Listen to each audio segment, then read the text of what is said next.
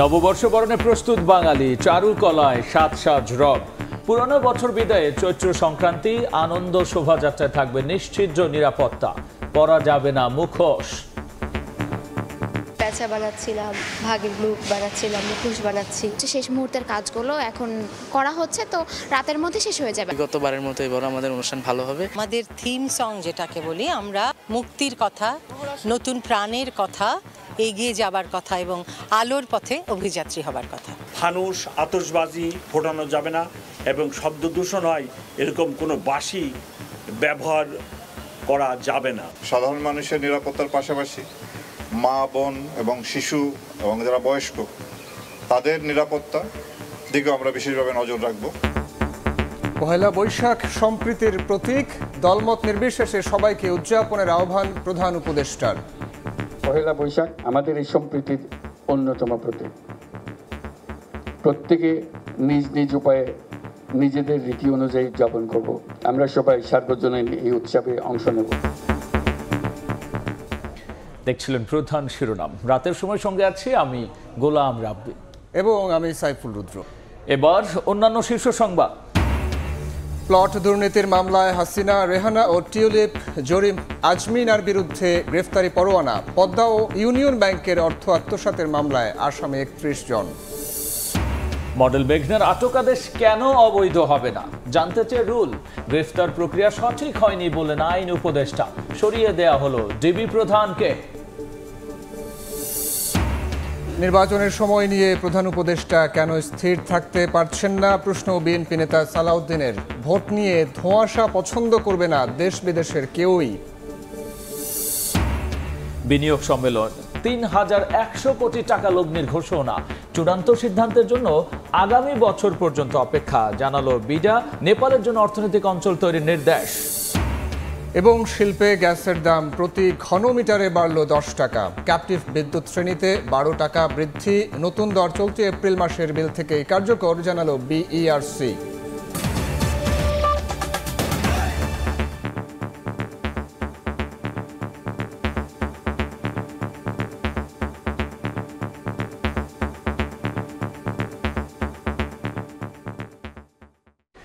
বাংলা নববর্ষ 1432 উদযাপনের দোড়গোড়ায় বাঙালি। মাত্র কয়েক ঘন্টা পরেই উৎসব মুখর আয়োজনে পুরানোকে বিদায় আর নতুন বছর বরণ করে নেবেন দেশের মানুষ। ঢাকা বিশ্ববিদ্যালয়ে আনন্দ শোভাযাত্রার সব আয়োজন প্রায় শেষের দিকে। দাঁড়িয়ে গেছে ছোট বড় আকৃতির প্রতিকৃতির কাঠামো সহ নানা আকারের মুখোশ। ঠিক করা হচ্ছে আগুনে আংশিক পুড়ে যাওয়া শান্তির পায়রা ও স্বৈরাচারের মুখাকৃতি। বৈশাখ এলো রে, বাঘের দেশ বাংলাদেশে বৈশাখ এলো রে, জল পরি জলে নাইসা গান শোনায় রে, বৈশাখ এলো রে। দুয়ারে হাজির প্রাণের উৎসব, আরেক আনন্দের ক্ষণ। অসাম্প্রদায়িক শক্তির বলে বলিয়ান বাঙালির সবচেয়ে শক্তিশালী, সব থেকে রঙিন উৎসব পহেলা বৈশাখ। তাই তো আনন্দ বাদ ভাঙা। সাপুরিয়া বিন বাজায়া খেলা দেখায় রে, বৈশাখ এলো রে। বাংলা 1432 নতুন বছর বরণে জোর প্রস্তুতি চলছে বর্ষবরণ আনন্দ শোভাযাত্রারও। ঢাকা বিশ্ববিদ্যালয়ে চারুকলা অনুষদে একটু একটু করে পরিপূর্ণ হয়ে উঠছে ছোট বড় আকৃতির মোটিফ সহ নানা আকারের মুখোশ। শোভাযাত্রার মোটিফের মধ্যে বড় আকৃতির ইলিশ মাছ, সোনারগাঁয়ের ঐতিহ্যবাহী লোকশিল্পীদের কাঠের বাঘ এবং 36 জুলাই টাইপোগ্রাফির নির্মাণ কাজ অনেক দূরে গিয়ে নিয়েছেন শিল্পীরা। এছাড়াও ঠিক করা হচ্ছে আগুনে আংশিক পুড়ে যাওয়া শান্তির পায়রা ও ফ্যাসিবাদের মুখাকৃতি। প্যাঁচা বানাচ্ছিলাম, ভাগের মুখ বানাচ্ছিলাম, মুখোশ বানাচ্ছি। শেষ মুহূর্তের কাজগুলো এখন করা হচ্ছে। বৈশাখ বরণে আনন্দে সামিল হতে অনেকেই ঘুরে দেখছেন চারুকলা। পয়লা বৈশাখ কিন্তু আমাদের সবার অনুষ্ঠান, পুরো বাংলাদেশের অনুষ্ঠান। প্রত্যাশা করি যাতে কালকে একটু ভালোভাবে সুন্দরভাবে মঙ্গল শোভাযাত্রাটা হোক, যেটা আনন্দ শোভাযাত্রা এখন নাম দেওয়া হয়েছে। নববর্ষের ঐক্যতান, ফ্যাসিবাদের অবসান প্রতিপাদ্য নিয়ে এবছর চারুকলা অনুষদ থেকে বের হবে বর্ষবরণ আনন্দ শোভাযাত্রা। উম্মে হানি, সময় সংবাদ, ঢাকা। এই মুহূর্তে রাজধানীর সোহরাওয়ার্দী উদ্যানে আছেন নেওয়াজ শুভ, সরাসরি যাচ্ছি তার কাছে। বাংলা বছরের শেষ দিনে পুরাতনকে বিদায় এবং নতুনকে বরণ করে নিতে নানা আয়োজনে উদযাপন করা হচ্ছে এবারের চৈত্র সংক্রান্তি। বাংলাদেশ শিল্পকলা একাডেমির উজ্জ্বল উদ্যোগে ব্যান্ড শো ও সাংস্কৃতিক অনুষ্ঠানের এই আয়োজন করা হয়েছে রাজধানীর সোহরাওয়ার্দী উদ্যানে। আর ঢাকার বিভিন্ন প্রান্ত থেকে উৎসুক শ্রোতারা তারা এসছেন এবং এই উদ্যানের মাঠ কিন্তু আমরা আসলে দেখছি পরিপূর্ণ মানুষে, লাখো মানুষের সমাগম। তাদের প্রত্যেকের প্রচেষ্টা যেভাবে তাদের পছন্দের ব্যান্ডের গান শোনা হোক, যেভাবে হোক, যে পরিস্থিতিতেই হোক না কেন, শত কষ্টের মাঝে দাঁড়িয়ে থেকেও তারা অপেক্ষা করছেন প্রিয় ব্যান্ডের গান শোনার জন্য। এই মুহূর্তে কিন্তু ব্যান্ড লালন উঠবে মঞ্চে, যার জন্য অধীর আগ্রহে শ্রোতারা তারা প্রত্যেকেই বলছিলেন তারা বিভিন্ন জায়গা থেকে ছুটে এসেছেন পছন্দের ব্যান্ডগুলোর গান শুনতে। সময় যত গড়াচ্ছে চৈত্র সংক্রান্তির আয়োজনে সোহরাওয়ার্দী উদ্যান প্রাঙ্গণে উন্মাদনা ততই বাড়ছে। বাংলা বছরের এই শেষ দিনে শেষ গান গেয়ে আজ বিদায় নিবে বাংলা 1431। সূর্যোদয়ের সঙ্গে সঙ্গে বাঙালিরা মেতে উঠবেন বর্ষবরণের উৎসবে। ভোরের প্রথম আলো রাঙিয়ে দেবে নতুন স্বপ্ন, প্রত্যাশা আর সম্ভাবনাকে। শুরু হবে বাংলা নতুন বর্ষ 1432। এই মুহূর্তে সোহরাওয়ার্দী উদ্যানে দর্শকের যে সমাগম, তাদের যে উচ্ছ্বাস উদ্দীপনা, সেটি কিন্তু আমরা দেখছি। তারা এই মুহূর্তে একদম শেষ মুহূর্তে আছে যখন তাদের পছন্দের ব্যান্ড লালন মঞ্চে উঠবে। ঠিক এই সময়টার জন্যই তারা দীর্ঘক্ষণ অপেক্ষা করছিলেন। তারা বারবার চাইছিলেন তাদের পছন্দের ব্যান্ডের গানগুলো শুনতে, কিন্তু এর আগেও যারা পারফরমেন্স করেছেন তাদের গানেও শ্রোতারা তাদের গা ভাসিয়ে দিয়েছেন। পুরো সোহরাওয়ার্দী উদ্যান সুরের মূর্ছনায়, সুরের আবেশ ছড়িয়ে আছে। এখনও তাদের এই যে একটি ব্যান্ড নামার পর অন্য একটি ব্যান্ডের যে প্রস্তুতি, সেই সময়টুকুও আসলে তারা অধৈর্য হয়ে যাচ্ছেন। তাদের গান শোনার এত আগ্রহ, তারা গান শুনতে চাইছেন এবং কি তাদের সময়ের সঙ্গে সঙ্গে তাদের উদ্দীপনা কিন্তু বেড়েই চলেছে। আমরা কিন্তু এই মুহূর্তে দেখছি যে শ্রোতারা তাদের সেই পছন্দের ব্যান্ডের জন্য কতটা অধীর আগ্রহে অপেক্ষা করছেন। ঠিক আজকে কিন্তু বেলা 12টা থেকে এই আয়োজন শুরু হয়েছে, তখন থেকেই দর্শক আছেন এবং তারা কিন্তু এই আয়োজনের সঙ্গে আছেন, আয়োজন উপভোগ করছেন। তাদের ভেতরে আমরা আসলে কোনো ক্লান্তি দেখিনি। তারা চাইছেন তাদের গানগুলো শুনে তারা নিজেদেরকে আরও প্রাণবন্ত করতে এবং নতুনভাবে নতুন বছরকে বরণ করে নিতে। সোহরাওয়ার্দী উদ্যান থেকে এই ছিল আমার কাছে সবশেষ। চৈত্র সংক্রান্তি উপলক্ষে আয়োজিত সাংস্কৃতিক অনুষ্ঠানের সবশেষ নিয়ে আমরা সরাসরি ছিলাম রাজধানীর সোহরাওয়ার্দী উদ্যানে। চৈত্র সংক্রান্তিতে পুরনো বছরকে বিদায় ও বাংলা নববর্ষ 1432কে বরণে শিল্পকলা একাডেমিতে চলছে 2 দিন ব্যাপী উৎসব। এবারই প্রথম সরকারি পৃষ্ঠপোষকতায় উদযাপন করা হচ্ছে এই চৈত্র সংক্রান্তি। বাউল গানের পাশাপাশি মেলার আয়োজনও করা হয়েছে।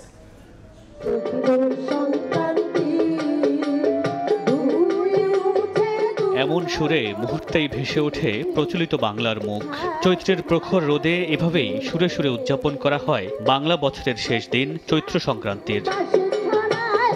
শিল্পকলা একাডেমির মুক্ত মঞ্চে 2 দিন ব্যাপী চৈত্র সংক্রান্তি ও বৈশাখ উদযাপনের উদ্বোধনী অনুষ্ঠানে বাউল গান এবং ঐতিহ্যবাহী বাংলা গান পরিবেশিত হয়। আয়োজন করা হয় ঐতিহ্যবাহী গ্রামীণ মেলার, যেখানে হস্তশিল্পের নানা উপকরণের পাশাপাশি বিভিন্ন ধরনের সবজির বীজ ও মুখরোচক বাঙালি খাবারের আয়োজন করা হয়।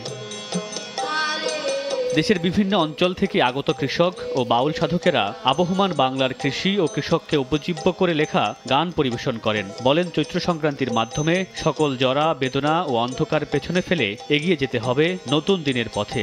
সংক্রান্তি শুধু মাসের শেষ বা বছরের শেষ নয়, আমাদের দুঃখের সংক্রান্তিরও একটি বিষয় আছে। চতুর্থটা যোগ, এই যোগে সেবা আছে এবং সেই যোগের কার্য আছে। নবীন জেনারেশন তারা এই অতীতকে ধরে রাখুক, অতীত যেন মুছে না যায়।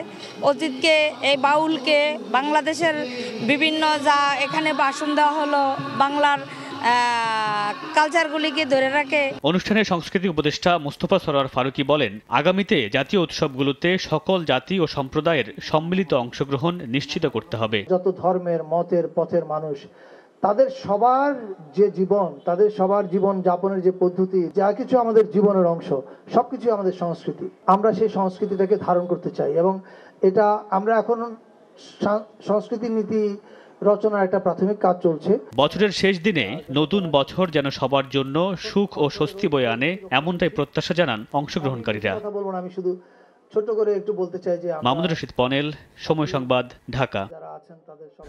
চারুকলা থেকে এবার বর্ষবরণের আনন্দ শোভাযাত্রা বের হবে সকাল 9টায়। আর এতে অংশ নিতে বেশ কয়েকটি নির্দেশনাও দিয়েছে ডিএমপি।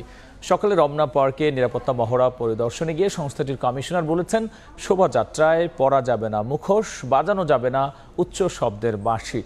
আর র্যাব মহাপরিচালক বলেছেন, বর্ষবরণ ঘিরে অপপ্রচার রোধে কাজ করবে তার বাহিনী। রমনা বটমূল প্রাঙ্গণে কোনো ধরনের নাশকতা হলে তা কিভাবে সামাল দেয়া হবে চলছে তারই মহড়া। পয়লা বৈশাখের একদিন আগে চলে আইন শৃঙ্খলা বাহিনীর এই নিরাপত্তা মহড়া। রোববার সকালে রমনা বটমূল এলাকায় নিরাপত্তা ব্যবস্থা পরিদর্শন করেন র্যাব মহাপরিচালক। নিরাপত্তা মহড়া শেষে তিনি জানান, নববর্ষের অনুষ্ঠান ঘিরে সব ধরনের প্রস্তুতি নেওয়া হয়েছে। সারা দেশেই র্যাবের নিরাপত্তা বলয় বিস্তৃত করা হবে বলে জানান তিনি। সাধারণ মানুষের নিরাপত্তার পাশাপাশি মা, বোন এবং শিশু এবং যারা বয়স্ক তাদের নিরাপত্তা দিকে আমরা বিশেষভাবে নজর রাখব, যাতে কোনো প্রকার কোনো ইপটিজিং না হয়। মোটরসাইকেল পেট্রোল, গাড়ি পেট্রোল, চেকপোস্ট, অবজারভেশন টাওয়ার এবং আমাদের গোয়েন্দা নজরদারি অব্যাহত আছে।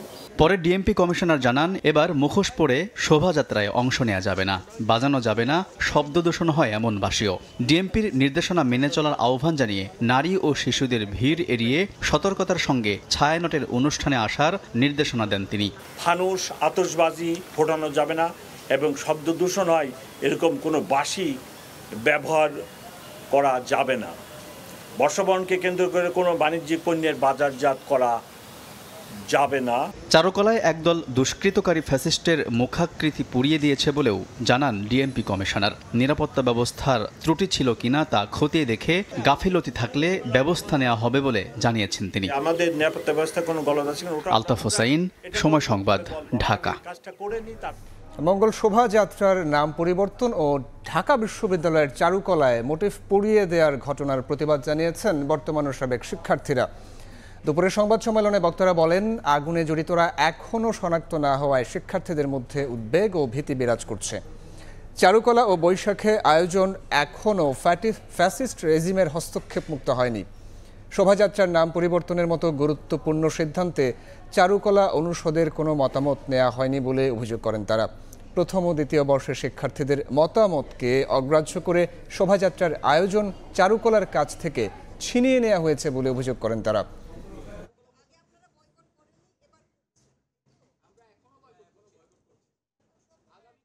গত 12 এপ্রিল 2025 ভোরের সময় চারুকলায় কি ঘটেছে এবং প্রশাসন ও নিরাপত্তার কি বেহাল দশা। যতক্ষণ পর্যন্ত এই ঘটনার সুষ্ঠু বিচার ও অপরাধীকে শনাক্ত না করা হচ্ছে, সেটা চারুকলার সাধারণ শিক্ষার্থী হিসেবে আমাদের জন্য ভীতির সঞ্চার করে। নাম পরিবর্তনকে বরঞ্চ বিভিন্ন অজুহাত দেখিয়ে কোনো যৌক্তিক কারণ এখনও আমাদের ডিন, বিশ্ববিদ্যালয়ের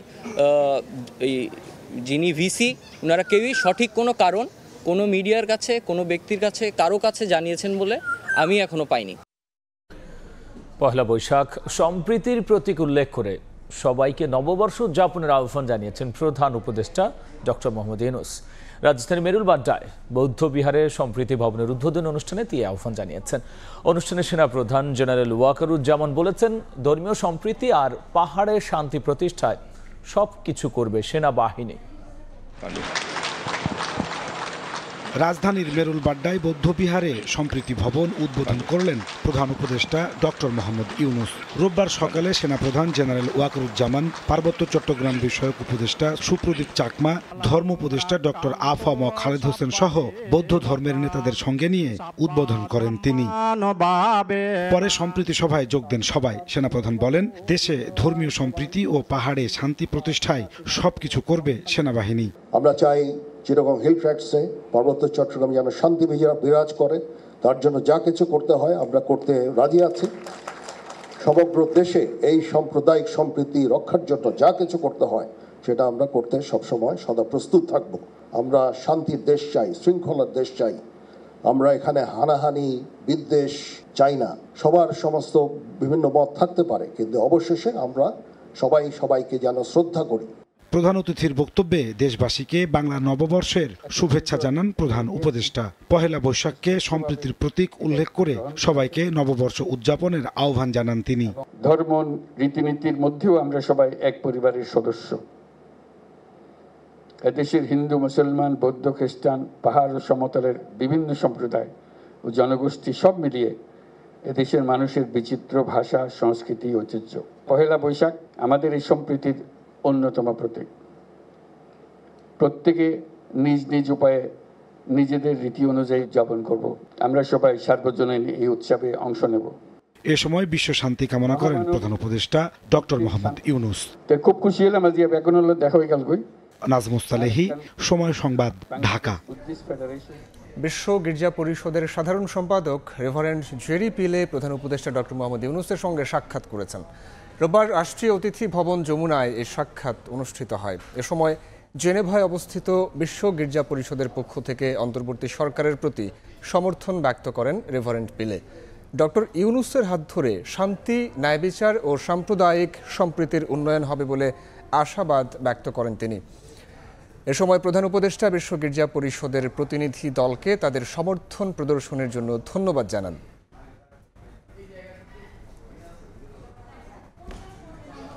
রাতের সময় আরও থাকছে।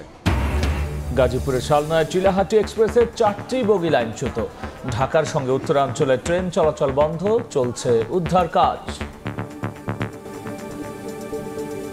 কি লিক নিয়ে চিন্তিত?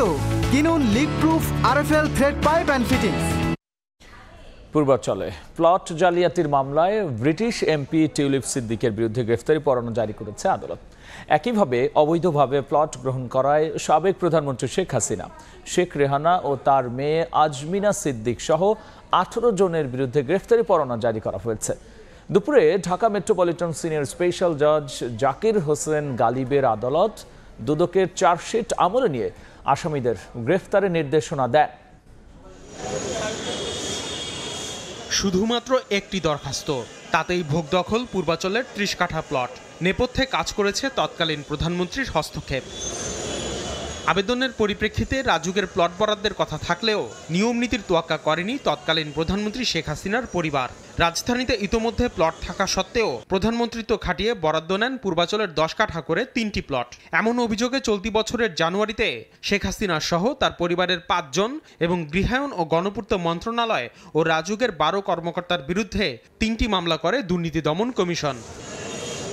রোববার ঢাকার মেট্রোপলিটন সিনিয়র বিশেষ জজ জাকির হোসেন গালিবের আদালত দুদকের দেয়া চার্জশিট আমলে নেন। আসামিরা পলাতক থাকায় তাদের বিরুদ্ধে গ্রেফতারি পরোয়ানা জারি করেন তিনি। প্রধানমন্ত্রীর প্রভাব খাটিয়ে সে রাজুক এবং গৃহায়ণ মন্ত্রণালয়, গৃহায়ণ ও গণপূর্ত মন্ত্রণালয়কে চাপ সৃষ্টি করে বেআইনিভাবে তাদের বিরুদ্ধে এই প্লটগুলো বরাদ্দ দেওয়া হয়। চলতি মাসের 27 তারিখের মধ্যে ওয়ারেন্টভুক্তদের আদালতে উপস্থিত করা না গেলে তাদের অনুপস্থিতিতেই বিচার প্রক্রিয়া চলবে বলে জানান দুদক মহাপরিচালক। যদি তিনি দেশে না আসেন, নির্ধারিত সময়ের মধ্যে বিজ্ঞ আদালতে যদি তিনি হাজির না হয়ে আত্মপক্ষ সমর্থনের সুযোগ না নেন, তাহলে তার অনুপস্থিতিতে বিচার কার্যক্রম শুরু করা হবে। এদিকে পদ্মা ব্যাংক থেকে 5 কোটি টাকা আত্মসাতের অভিযোগে ব্যাংকের সাবেক চেয়ারম্যান চৌধুরী নাফিস শারাফাত সহ 4 জনের বিরুদ্ধে মামলা করেছে দুদক। এছাড়া ইউনিয়ন ব্যাংক থেকে ভুয়া বিল ভাউচারে 33.5 কোটি টাকা আত্মসাতের অভিযোগে ব্যাংকের সাবেক এমডি এবিএম মোকাম্মেল সহ 27 জনের বিরুদ্ধে 2টি মামলা করেছে সংস্থাটি। সময় সংবাদ, ঢাকা। বিশেষ ক্ষমতা আইনে মডেল মেঘনা আলমের 30 দিনের আটক আদেশ কেন অবৈধ হবে না তা জানতে চেয়ে রুল জারি করেছেন হাইকোর্ট। বিকেলে রিটের শুনানি করে এই রুল জারি করেন বিচারপতি রাজিক আল জালিলের নেতৃত্বাধীন বেঞ্চ। সেদিকে আইন উপদেষ্টা বলেছেন মেঘনাকে আটকের প্রক্রিয়া সঠিক হয়নি। এ প্রসঙ্গে ভুক্তভোগীর বাবার আইনজীবী জানান, ভুল হলে শুধরানোর দায়িত্ব সরকারের। গত বুধবার রাতে বসুন্ধরার বাসা থেকে মডেল মেঘনা আলমকে যখন আটক করা হয় তখন তিনি ফেসবুক লাইভে ছিলেন। তাকে আটক করা হয়েছে নাকি অপহরণ করা হয়েছে এ নিয়ে যখন আলোচনা চলছিল, ঠিক পরদিন বৃহস্পতিবার রাতে মেঘনাকে আদালতে হাজির করে পুলিশ। ওই দিন পুলিশের আবেদনেই বিশেষ ক্ষমতা আইনে তাকে 30 দিনের আটকাদেশ দেন সিএমএম আদালত। ডিএমপি থেকে জানানো হয়, রাষ্ট্রীয় নিরাপত্তা বিঘ্নিত করা, গুরুত্বপূর্ণ ব্যক্তি সম্পর্কে মিথ্যাচার ছড়ানো, আন্তঃরাষ্ট্রীয় সম্পর্ক অবনতির অপচেষ্টা এবং দেশকে অর্থনৈতিকভাবে ক্ষতিগ্রস্ত করার ষড়যন্ত্রে লিপ্ত থাকার অভিযোগে তাকে অপহরণ নয়, হেফাজতে নেওয়া হয়েছে। এবং এটুকু আমরা স্বীকার। সোমবার সচিবালয়ে আইন উপদেষ্টা বলেন, মেঘনাকে আটকের প্রক্রিয়া সঠিক হয়নি, তবে অপরাধ নেই বিষয়টি এমনও নয়। যদি কোনো অপরাধ থাকে সেই অপরাধের প্রেক্ষিতে যথাযথভাবে স্বরাষ্ট্র মন্ত্রণালয় ব্যবস্থা গ্রহণ করবে। গ্রেফতারের প্রক্রিয়া ঠিক হয় নাই মানে ওনার বিরুদ্ধে অপরাধের কোনো আপনার আলামত বা অভিযোগ নাই, এটা না, সেরকম কিছু আছে। মেয়ের এ অবস্থায় উচ্চ আদালতের দ্বারস্থ হন বাবা বদরুল আলম। আটক ও আটকাদেশের বৈধতা চ্যালেঞ্জ করে রিট করেন তিনি। রোববার শুনানি শেষে 2 সপ্তাহের রুল জারি করেন হাইকোর্ট। আইন উপদেষ্টা বলেছেন ইতিমধ্যে যে ভুল প্রক্রিয়া অনুসরণ করা হয়েছে।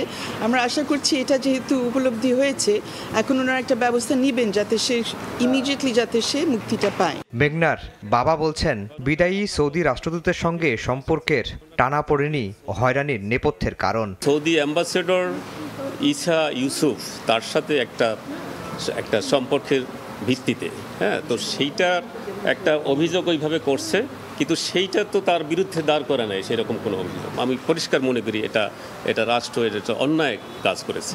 এদিকে মেঘনাকে নিয়ে আলোচনার মধ্যেই ডিএমপির ডিবি প্রধানের দায়িত্ব থেকে সরিয়ে দেওয়া হয়েছে অতিরিক্ত কমিশনার রেজাল করিম মল্লিককে। আফজাল হোসেন, সময় সংবাদ, ঢাকা। নির্বাচন জুন না ডিসেম্বরে, এই ব্যাপারে প্রধান উপদেষ্টা কেন স্থির থাকতে পারছেন না, এই প্রশ্ন তুলেছেন বিএনপি স্থায়ী কমিটির সদস্য সালাউদ্দিন আহমেদ। বিকেলে রাজধানীর প্রেস ক্লাবে ভাসানী অনুসারী পরিষদের প্রতিনিধি সম্মেলনে প্রধান অতিথির বক্তব্যে এই প্রশ্ন তোলেন তিনি। এ সময় অন্তর্বর্তী সরকারের উদ্দেশ্যে বলেন, আন্দোলনের মধ্য দিয়ে সরকার পরিবর্তন হয়েছে, তবে একটা নির্বাচিত সরকারের রিপ্লেসমেন্ট হতে পারে না বর্তমান সরকার। আরও বলেন, ভোট নিয়ে ধোঁয়াশা পছন্দ করবে না বিদেশি কেউই।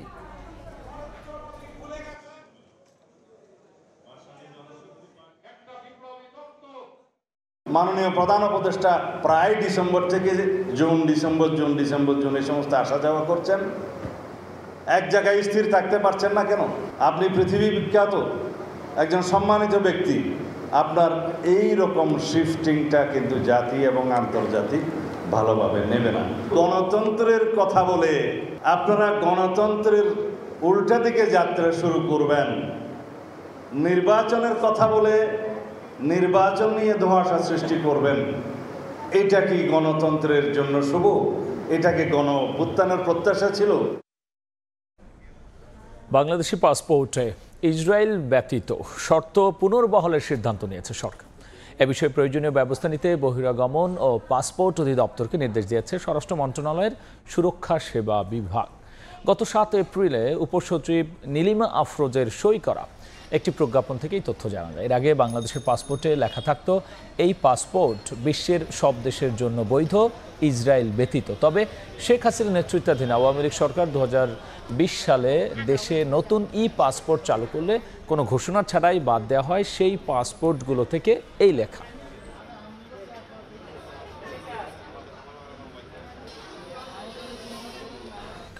রাতের সময় আরও থাকছে। আম্পায়ারের সঙ্গে অসৎ আচরণের পর গণমাধ্যমে বাজে মন্তব্য। ডিপিএলে মোট 2 ম্যাচ নিষিদ্ধ হৃদয়। মোহামেডান অধিনায়ককে গুনতে হবে 80,000 টাকা জরিমানাও। ঢাকা বিশ্ববিদ্যালয়ের ব্যবসায় শিক্ষা ইউনিটের ভর্তি পরীক্ষা নতুন করে নেওয়া হবে। কর্তৃপক্ষের আবেদন হাইকোর্ট মঞ্জুর করায় আবারও হবে এমসিকিউ পরীক্ষা। বিকেলে এই রায় দেন বিচারপতি রাজিক আল জলিল ও বিচারপতি তামান্না রহমান খালিদির বেঞ্চ। এর আগে গত 8 ফেব্রুয়ারি অনুষ্ঠিত পরীক্ষার প্রশ্নপত্রে একাধিক ভুল থাকায় সুষ্ঠু ফলাফল প্রকাশে উপাচার্য বরাবর পুনরায় পরীক্ষা নেওয়ার আবেদন করেন এক শিক্ষার্থী। তাতে সাড়া না পাওয়ায় কর্তৃপক্ষের নিষ্ক্রিয়তা নিয়ে হাইকোর্টে রিট করেন তিনি। রিটের পরিপ্রেক্ষিতে গত 19 মার্চ এই ইউনিটের ফলাফল প্রকাশ স্থগিত করেন উচ্চ আদালত। অরিজিনাল কমার্স থেকে যে গ্রুপটা পরীক্ষা দিয়েছে, এই গ্রুপের প্রশ্নপত্রে ছাপাখানায় গিয়ে কিছু মিস্টেক হয়েছে। বুয়েটের এক্সপার্ট কমিটি তৈরি করে কিভাবে মিস্টেকটা থাকা সত্ত্বেও কারেকশন করা যায় তার চেষ্টা করেছে। তাতেও দেখা গেছে 0.25% এরর থেকে যায়। এই জন্য হাইকোর্ট ডিভিশন এটিকে স্টে দিয়েছে। এই স্টেটাকে আমরা মেনে নিয়েছি। মেনে নিয়ে বিশ্ববিদ্যালয় কর্তৃপক্ষ মিটিং করেছে যে সত্যিকার অর্থে একজন ছাত্রের মনেও যদি সন্দেহ থাকে তাহলেও মনে হয় ঠিক হবে না। এই জন্য আমরা সিদ্ধান্ত নিয়েছি বিশ্ববিদ্যালয় কর্তৃপক্ষ যে আমরা সি ইউনিটের বিজনেস স্টাডিজ গ্রুপের যে অংশটুকু তার MCQ 60 নম্বরের পরীক্ষা আমরা নতুন করে নিতে চাই। এবার বাণিজ্যের সংবাদ।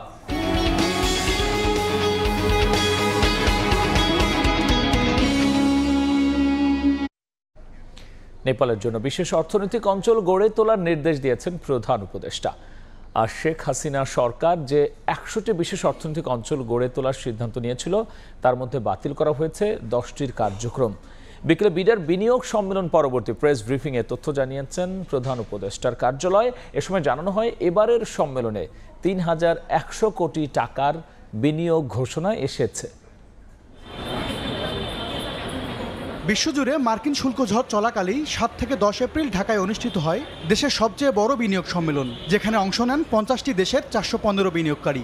প্রথমত হচ্ছে যে সদ্য সমাপ্ত সম্মেলনের প্রাপ্তি তুলে ধরতে রোববার ফরেন সার্ভিস একাডেমিতে সংবাদ সম্মেলনে জানানো হয় 1,45,00,000 টাকা ব্যয়ে এই সম্মেলন থেকে 3100 কোটি টাকার বিনিয়োগ ঘোষণা পেয়েছে বাংলাদেশ। সমঝোতা চুক্তি হয়েছে 6টি। যারা সামিটের সাফল্যকে কত টাকা ওই সামিটের 4 দিনে ইনভেস্টমেন্ট হলো এটার উপর বেস করে ক্যালকুলেট করতে চান, তাদেরকে আমার এটা just personal note of advice যে এইটার উপর বেস করে আসলে সামিটের সাফল্যটা আপনারা প্লিজ ক্যালকুলেট করবেন না। মূল যে উদ্দেশ্যটা ছিল যে সেটা হচ্ছে যে বিদেশিদের কাছে বাংলাদেশের যে পারসেপশন, সেই পারসেপশনটাকে আমরা চেঞ্জ করতে পারি কিনা। বিডা বলছে বাংলাদেশে বিদেশি বিনিয়োগ আকর্ষণের পথ তৈরি হয়েছে, তবে বিনিয়োগকারীদের চূড়ান্ত সিদ্ধান্ত নিতে অপেক্ষা করতে হবে আগামী বছর পর্যন্ত। আমরা একই সাথে সংস্কারের কাজ করব, একই সাথে আমরা বিনিয়োগ ব্যবস্থা উন্নতি করার চেষ্টা করব, বাট একই সাথে আমাদের একটা পাইপলাইন বিল্ড করতে হবে। কারণ এই ইনভেস্টার 12 মাস পরে যখন ফাইনালি বাংলাদেশে ইনভেস্ট করার ডিসিশনটা নেবেন, ততদিনে হয়তো আমরা ইনভেস্টমেন্টের সিচুয়েশনটা ইমপ্রুভ করে ফেলতে পারবো। এ সময় জানানো হয় নেপালের জন্য বিশেষ অর্থনৈতিক অঞ্চল গড়ে তোলার নির্দেশ দিয়েছেন প্রধান উপদেষ্টা।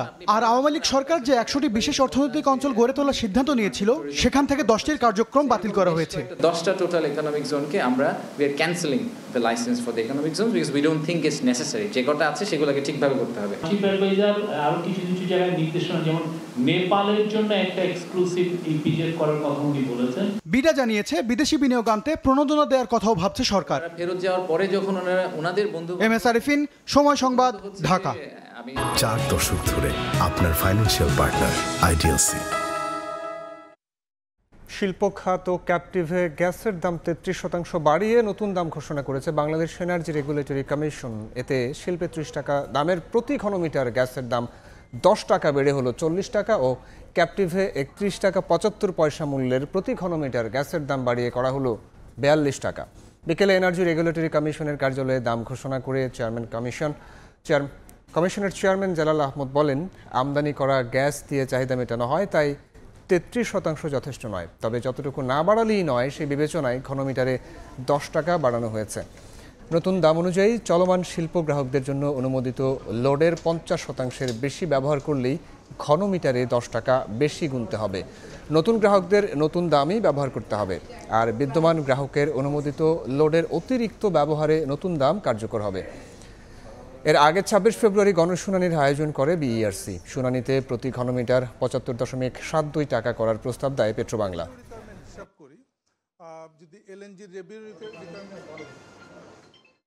শিল্পে যেখানে 30 টাকা বর্তমান রেট, সেখানে পেট্রোবাংলা অথবা তার বিতরণ কোম্পানিগুলো প্রস্তাব করেছিল 75 টাকা 72 পয়সা বা 75.72 টাকা, এবং যেখানে ক্যাপটিভ বিদ্যুতের জন্য 31 টাকা 50 পয়সা, সেখানে প্রস্তাব করেছিল তারা 75.72 টাকা।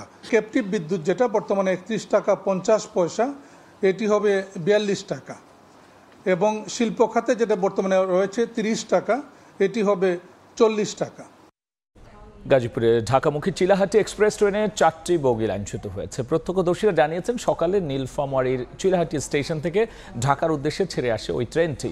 দুপুর 2:30টার দিকে ঢাকা টাঙ্গাইল রেল লাইনের সালনা ব্রিজ এলাকায় পৌঁছালে 4টি বগির চাকা লাইনচ্যুত হয়ে যায়। আর এতে যমুনা সেতু হয়ে উত্তরবঙ্গে চলাচলকারী এই ট্রেনের চলাচল বন্ধ রয়েছে। এই ঘটনায় বেশ কয়েকটি ট্রেন আটকাও পড়েছে। রেল যোগাযোগ স্বাভাবিক করতে ঘটনাস্থলে পৌঁছেছে উদ্ধারকারী ট্রেন।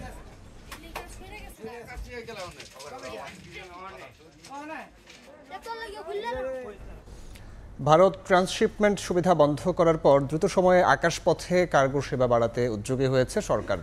27 এপ্রিল সিলেট বিমানবন্দর থেকে শুরু হচ্ছে কার্গো ফ্লাইট। এদিন একটি চার্টার্ড ফ্লাইটের মাধ্যমে স্পেনে যাবে 60 টন গার্মেন্টস পণ্য। সব প্রস্তুতি সম্পন্ন করেছে বাংলাদেশ বিমান। এই কার্গো সেবাকে বাণিজ্য খাতে নতুন দিগন্ত হিসেবে দেখছেন ব্যবসায়ীরা। আরও জানাচ্ছেন কাজল আব্দুল্লাহ। নিজেদের বন্দর ও এয়ারপোর্ট ব্যবহার করে তৃতীয় দেশে বাংলাদেশের পণ্য রফতানির সুবিধা বন্ধ করে দিয়েছে ভারত, যা ট্রান্সশিপমেন্ট নামে পরিচিত।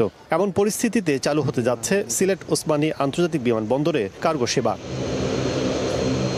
27 এপ্রিল সন্ধ্যা 7টার দিকে গার্মেন্টস পণ্য নিয়ে সিলেট থেকে সরাসরি স্পেন যাবে একটি ফ্লাইট, যাতে থাকবে 60 টন পণ্য। এক্ষেত্রে সব ধরনের সেবা দিতে নিজেদের প্রস্তুতির কথা জানিয়েছে বাংলাদেশ বিমান। এটা যেহেতু ইউরোপ বাউন্ড একটা ফ্লাইট, সেখানে ইউরোপিয়ান ইউনিয়নের সিকিউরিটি এবং সেফটি রেগুলেশনস কমপ্লায়েন্স মেনে SCC 3 RA3 সব কিছু সার্টিফিকেশন করে এবং আমাদের নিজস্ব সার্টিফাইড জনবল দিয়ে এটাকে পরিবহন করার জন্য সিলেট বিমানবন্দরে কার্গোর যে বর্তমান অবকাঠামো আছে সেখানে ইকুইপমেন্ট এবং জনবলের যে বিষয়টা, সেই বিষয়টা বিমান বাংলাদেশ এয়ারলাইন্স পরিচালনা করছেন। এদিকে সিলেট এয়ারপোর্টের রফতানি কার্গো কমপ্লেক্সে ওয়্যারহাউস সুবিধা সহ অন্যান্য অবকাঠামো নিয়ে সন্তোষ প্রকাশ করেছেন কার্গো সংশ্লিষ্টরা। তবে আরও ওয়্যারহাউসের প্রয়োজনীয়তার কথা বলছেন তারা। এখন যে ওয়্যারহাউস আছে সেটা একটা পর্যায় পর্যন্ত সেই ওয়্যারহাউস ব্যবস্থাপনা চলবে, বাট আরও অনেক বড় পরিসরে ওয়্যারহাউস সেখানে লাগবে এবং প্রাইভেট সেক্টর থেকে কিন্তু কয়েকটা ওয়্যারহাউসের অলরেডি কাজ চলমান আছে। এটা আমি খুব ভালোভাবেই জানি। আমি নিশ্চিত যে আগামী হয়তো 6 মাসের মধ্যে ওয়্যারহাউসগুলোর কাজও শেষ হয়ে যাবে। সিলেট থেকে প্রাথমিকভাবে এখন পর্যন্ত একটি ফ্লাইটের শিডিউল করা হয়েছে। নিয়মিত কার্গো শিডিউল না থাকলে সার্বিকভাবে গ্রাউন্ড সেবা নিয়মিত রাখা কঠিন হবে বলে মনে করছে বাংলাদেশ বিমান। কাজল আব্দুল্লাহ, সময় সংবাদ, ঢাকা। মাঠে আম্পায়ারের সঙ্গে অসৎ আচরণ, পরবর্তীতে গণমাধ্যমে ম্যাচ অফিসিয়ালদের নিয়ে বাজে মন্তব্যের জেরে প্রিমিয়ার লিগে 2 ম্যাচ নিষিদ্ধ হলেন মোহামেডান অধিনায়ক তাওহিদ হৃদয়। সঙ্গে জরিমানা করা হয়েছে 80,000 টাকা। ঝুলিতে যোগ হয়েছে 7 ডিমেরিট পয়েন্টও। ভবিষ্যতে আর 1 ডিমেরিট পয়েন্ট পেলে আরও 2 ম্যাচ নিষিদ্ধ হবেন হৃদয়। জাতীয় দলের একজন ক্রিকেটারের কাছ থেকে এমন আচরণে হতাশ বিসিবি। ভবিষ্যতের ভাবনায় সবাইকে সতর্ক করলেন আম্পায়ার্স কমিটি চেয়ারম্যান। তো এটা নিয়ে কি হয়েছে এটা নিয়ে বলবো না, কিন্তু হ্যাঁ যদি হিতে অন্যদিকে যায় তাহলে অবশ্যই এটা নিয়ে মুখ খুলবো, ইনশাল্লাহ আমি বলবো। আন্তর্জাতিক আম্পায়ার নাকি আন্তর্জাতিক ক্রিকেটার, কে বড়? না, এ প্রশ্ন গণমাধ্যম কর্মীদের নয়, বরং তার সামনে এনেছেন মোহামেডান অধিনায়ক তাওহিদ হৃদয়। সে ইন্টারন্যাশনাল আম্পায়ার, আমরাও ইন্টারন্যাশনাল প্লেয়ার। মাঠে হিট অব দ্য মোমেন্ট নতুন কোনো ঘটনা নয়, কিন্তু ম্যাচ শেষে মিথুনের আউট নিয়ে যা বলেছেন হৃদয় তা ক্রিকেটের শিষ্টাচার বহির্ভূত। ম্যাচ রেফারির রিপোর্টে লেভেল 2 নিয়ম ভাঙায় 4 ডিমেরিট পয়েন্টের সঙ্গে 1 ম্যাচ নিষিদ্ধ হয়েছিলেন হৃদয়। পরবর্তীতে মন্তব্যের জেরে আরও 3 ডিমেরিট পয়েন্ট, অর্থাৎ 7 ডিমেরিট পয়েন্ট নিয়ে এখন ডিপিএল এ 2 ম্যাচ নিষিদ্ধ মোহামেডান কাপ্তান। আর মোটে 1 ডিমেরিট পয়েন্ট পেলে যা দাঁড়াবে 4 ম্যাচে। পাশাপাশি 80,000 টাকা জরিমানাও গুনতে হবে তাকে। তাওহিদ হৃদয় বলতে পারবে যে কোত্থেকে এসছে তার এই অ্যাটিটিউড। কোড অফ কন্ডাক্টটা দেখেন, একদম ক্লিয়ার ভায়োলেশন। অ্যান্ড আমাদের ম্যাচ রেফারি একটা স্টেপ এদিক ওদিক করে একদম কোড অফ কন্ডাক্টে যা লেখা আছে, যা করা উচিত সেটাই ফলো করেছে। বছর দুয়েক হলো জাতীয় দলের নিয়মিত সদস্য তাওহিদ হৃদয়। ক্রিকেটের নিয়ম নীতি ভালোই জানা তার। সেই হৃদয়ের এতটা আগ্রাসী আচরণে যার পর নাই হতাশ বিসিবি। এর আগে ঘরোয়া ক্রিকেটে সাকিব তামিমদের মতো সিনিয়র ক্রিকেটারদের আচরণ নিয়ে অনেকটা নিশ্চুপি ছিল বিসিবি। তবে এবার এমন শাস্তিকে বোর্ড দেখছে দৃষ্টান্ত হিসেবে। এটা তো আগের বোর্ড, কাউকে আঙ্গুল দেখিয়ে লাভ নাই, যে পাস্ট কথা বলে লাভ নাই। হয়তো আপনার পয়েন্টই কারেক্ট, ওই সময় স্ট্রিক্ট না হওয়াতে আমরা লিনিয়েন্ট ছিলাম বলে হয়তো এখন এটা বেড়ে গেছে। প্রথম দফায় গেল রোববার আপিল করায় নতুন করে আর শাস্তির বিপক্ষে আপিল করবে না তার ক্লাব মোহামেডান। তবে শাস্তি হলে এই ইস্যুতে মুখ খোলার যে হুমকি দিয়েছিলেন হৃদয়, এবার তিনি কি বলেন তাই দেখার অপেক্ষা। মাহবুব রিমন, সময় সংবাদ, ঢাকা। এ পর্যায়ের শীর্ষ সংবাদগুলো জানাবো আরও একবার। নববর্ষ বরণে প্রস্তুত বাঙালি, চারুকলায় সাজ রব। পুরনো বছর বিদায়ে চৈত্র সংক্রান্তি, আনন্দ শোভাযাত্রা থাকবে নিশ্চিত নিরাপত্তা, পরা যাবে না মুখোশ। পহেলা বৈশাখ সম্প্রীতির প্রতীক, দলমত নির্বিশেষে সবাইকে উদযাপনের আহ্বান প্রধান উপদেষ্টার। বৌদ্ধ বিহারে সম্প্রীতি ভবনের ভিত্তি স্থাপন। এবং প্লট দুর্নীতির মামলায় হাসিনা রেহানা ও টিউলিপ আজমিনার বিরুদ্ধে গ্রেফতারি পরোয়ানা। পদ্মা ও ইউনিয়ন ব্যাংকের অর্থ আত্মসাতের মামলায় আসামি 31 জন।